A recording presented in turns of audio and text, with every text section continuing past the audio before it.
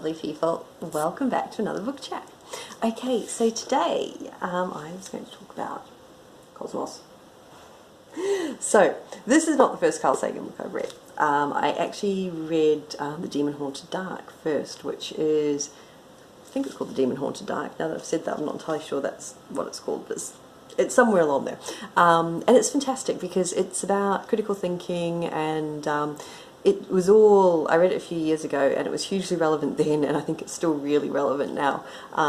It's just about learning how to think about a lot of the claims that are made in the world today, and these days about a lot of the news you read as well. Well, probably always, to be honest. But for some reason I never got around to Cosmos, and I've had this beautiful book here since I was a little small person. It was given to me by a friend of my mum and dad's. I never actually saw the original TV series. I did see some of the Neil deGrasse Tyson version, and I'm just going to show you. Look at the illustrations in here. How awesome are they? They're just fantastic. I loved those so much when I was a kid.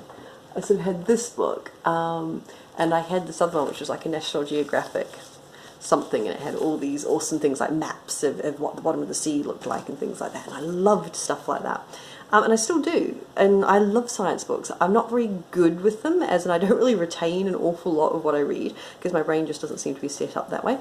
Sure, nursery rhymes from when I was a kid, absolutely, you know, 40 odd years later, sure I can remember that.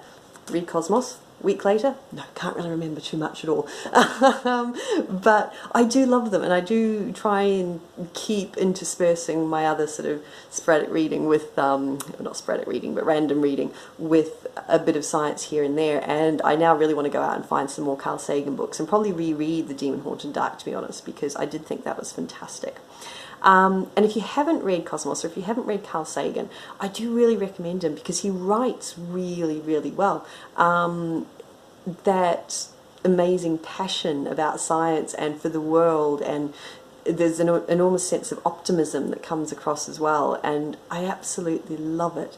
I mean, it really feels to me as if he believed so strongly that we had the ability to explore this universe and to learn more about it, and hopefully without blowing each other up in the meantime.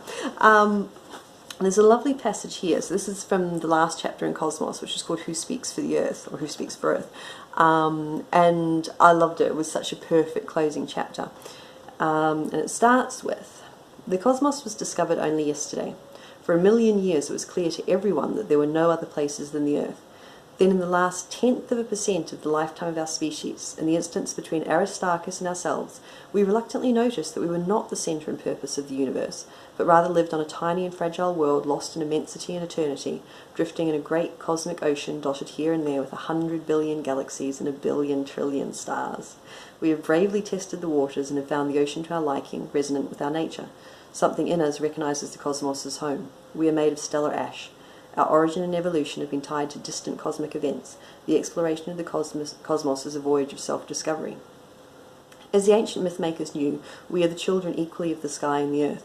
In our tenure on this planet, we have accumulated dangerous evolutionary baggage, hereditary propensities for aggression and ritual, submission to leaders and hostility to outsiders, which place our survival in some question.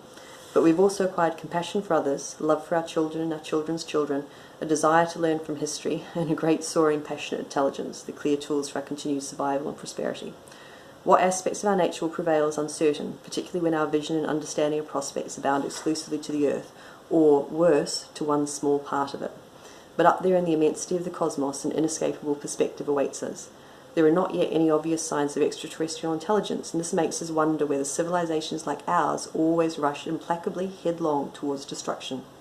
National boundaries are not evident when we view this Earth from space.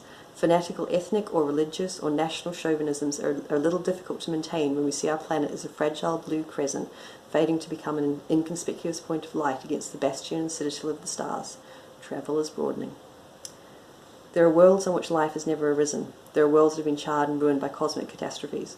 We are fortunate. We are alive. We are powerful. The welfare of our civilization and our species is in our hands. If we do not speak for Earth, who will? If we are not committed to our own survival, who will be?" And I thought that was absolutely beautiful. It's especially now when there just seems to be so much not just nationalism, but divisions between countries, the whole sense of us and them, which just seems to rule everything. It's kind of wonderful to read something which takes such an optimistic perspective and a reminder that that's not how it has to be, and not, you know, not how we want it to be.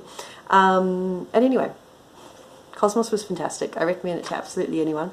Not just as a science book, but as something that it kind of gives you hope. It does give you hope that maybe, you know, we can actually get ourselves together and look after this planet and maybe even get beyond it one day. So yeah, have you read any Carl Sagan? What's been your favourite one that you've read? What are some favourite quotes or passages or anything like that?